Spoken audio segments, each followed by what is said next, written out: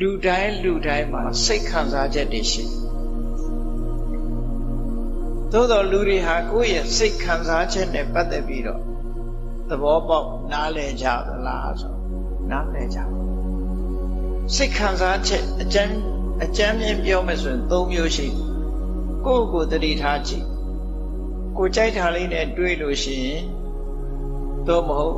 နေလို့ထိုင်လို့အဆင်ပြေလို့ရှိရင်ဒုက္ခဝေဒနာဆိုစိတ်ခံစားချက်ရှိနော်စိတ်ချမ်းသာတယ်ကိုချမ်းသာတယ်လို့ပြောကြဒုက္ခဝေဒနာအေးနေမကောင်းထိုင်မသာဖြစ်တာပဲဖြစ်စီတခုခုအဆင်မပြေတာပဲဖြစ်စီဒုက္ခဝေဒနာခံခက်တယ်စိတ်ပြည့်တယ်စိတ်မကောင်းဘူးစိတ်ညစ်တယ်ဆိုတာဖြစ်လာဒုက္ခဝေဒနာစိတ်ချမ်းသာတာလည်းမဟုတ်ဘူးကိုချမ်းသာတာလည်းမဟုတ်ဘူး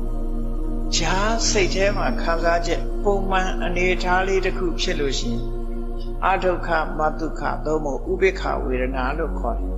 အကျဉ်းအားဖြင့်ပြောမှဆိုရင်လူတွေရဲ့စိတ်ခံစားချက်၃မျိုးအစင်ပြေနေရင်ဒုက္ခဝေဒနာအစင်မပြေရင်ဒုက္ခဝေဒနာ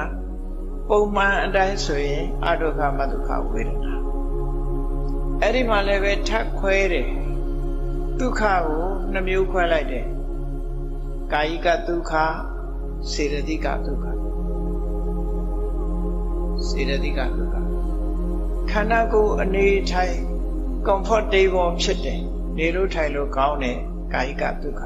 စိတ်ချမ်းသာတယ်သောမနတ happiness လို့ပြန်စိတ်ချမ်းသာတယ်ပျော်တယ်ဒုက္ခမှာလည်းပဲထို့တူပဲလူကနေမကောင်းဘူးကြောအောင်တယ်နားကြိုက်တယ်သွားကြိုက်တယ်ကာယိကဒုက္ခအေးစိတ်ညစ်တယ်စေတသိကဒုက္ခဒေါမနတလို့ခေါ်တယ်အဲ့ဒါလို့နှမျိုးထပ်ခွဲပြီးတော့ဥပိ္ပခာလို့ဆိုတဲ့နောက်ဆုံးဟာကြတဲ့အခါကျတော့တစ်မျိုးတည်းပဲထားခံစားမှု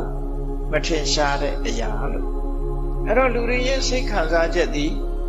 ဒုက္ခဒုက္ခအဒုက္ခမဒုက္ခဆိုတဲ့ပါဠိနဲ့ပြောမယ်ဆိုရင်အခြေခံအပြင်၃ခုရှိတယ်အဲ့ဒီ၃ခုကိုဒုက္ခနဲ့ဒုက္ခကိုစိတ်ကာယိကစေတသိကနှစ်ခုထပ်ခွဲလိုက်တဲ့အခါနှစ်ခုစီခွဲလိုက်တဲ့အခါဝေဒနာဟာ၅မျိုးဖြစ်သွားတယ်နော်လူတွေရဲ့တဏ္ဍာမှာစိတ်ခံစားချက်၅မျိုးရှိတယ်